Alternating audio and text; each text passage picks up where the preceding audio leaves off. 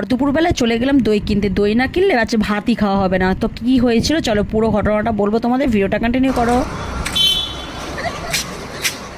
তো এখন যাব হলো গিয়ে দই কিনতে। আর আমাদের এখানে যে মিষ্টির দোকানটা সেটা বন্ধ হয়ে গেছে, মানে মৃত্যুঞ্জয়। কিসের জন্য কিনতে যাচ্ছি, কার জন্য কিনতে যাচ্ছি দইটা এই দুপুরবেলাতে, অবশ্যই চলো ভিডিওটা কন্টিনিউ করো, তাহলেই জানতে পারবে। চলো এখন মিষ্টির দোকান যাই।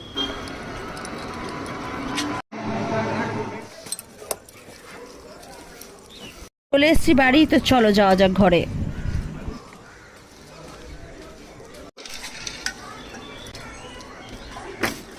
তো ফাইনালি আমি বাড়ি চলে এসেছি দই কিনে নিয়ে, ঠিক আছে। চলো এবার তোমাদের বলি দইটা আমি কেন কিনলাম। বাড়িতে কিন্তু আজকে মাটন হয়েছে, আর তাও আমি দই কিনেছি। আরে না না, আজকে কোনো অনুষ্ঠান নেই, অকেশন নেই, বাড়িতে কোনো অতিথিও আসেনি, তাও কিন্তু দইটা কিনে নিয়ে এসেছি। কেন জানো? কারণ আমার মা মাটন খায় না। বাড়িতে আমরা সবাই মাটন ভক্ত, সবাই মাটন খায়, কিন্তু মা খায় না। আর মাটন আমাদের বাড়িতে